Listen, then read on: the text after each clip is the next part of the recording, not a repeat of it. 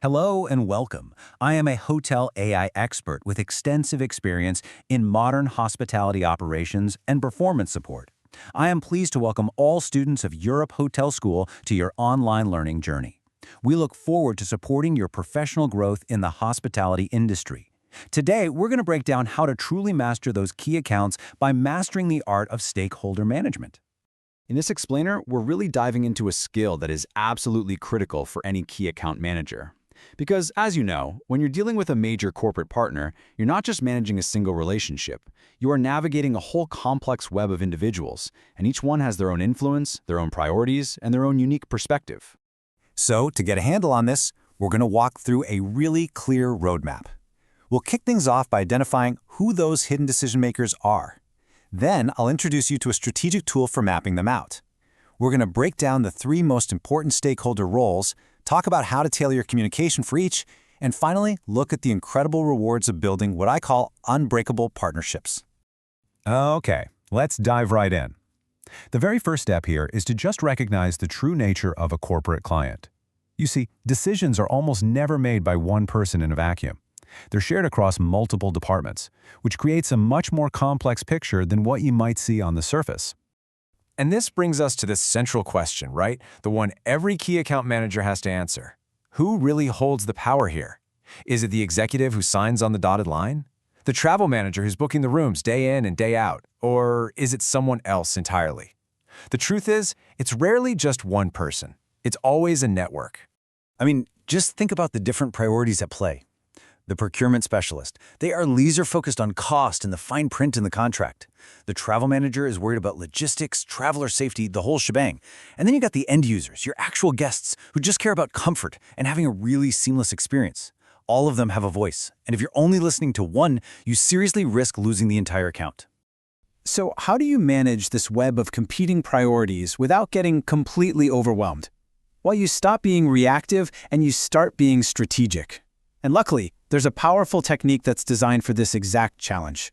And that technique is called stakeholder mapping. It's basically a formal process of identifying everyone, and I mean everyone, who has a stake in the partnership. The goal here is simple, but it's incredibly powerful. To understand exactly who you're talking to so you can address their specific priorities and communicate way more effectively. So where do we even begin? Well, stakeholder mapping helps us organize this whole network into clear, manageable categories.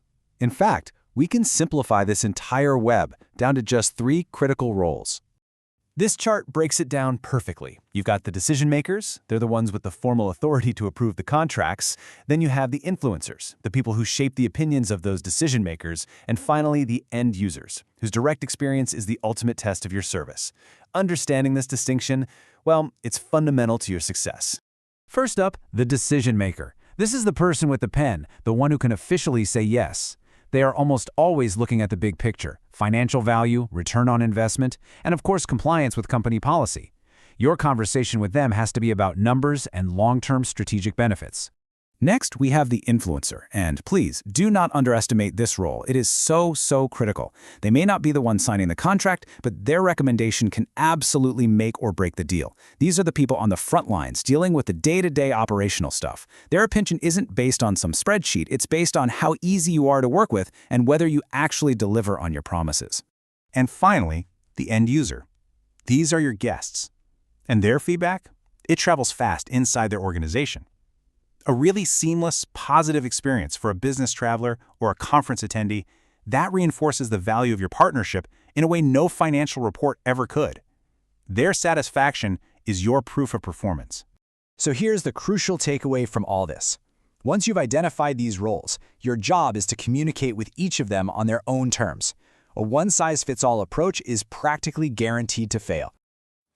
This slide just shows the divide perfectly. The finance executive's entire world revolves around cost control and ROI, but the event planner, they live and breathe by the attendee experience and flawless logistics. You're basically speaking two completely different languages, and to succeed, you need to be fluent in both. So here is an actionable plan. It's simple. First, you identify their role. Second, you tailor your message to their specific needs. You talk financial value to the finance team and operational excellence to the travel manager.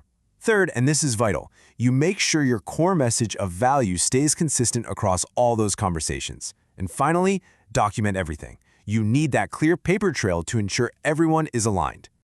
This quote really just gets to the heart of it, doesn't it? Even though your conversations are tailored, the underlying promise of what your hotel delivers has to be the exact same for everyone. This is how you build trust and prevent the kind of confusion that can completely undermine a great partnership.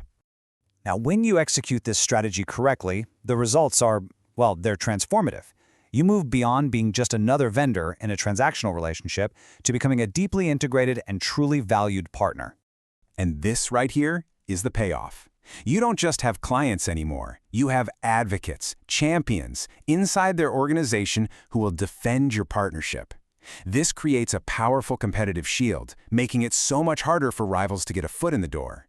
Even better, because you understand their business from so many different angles, you'll start to uncover new opportunities for growth that a single contact would never ever see. The result?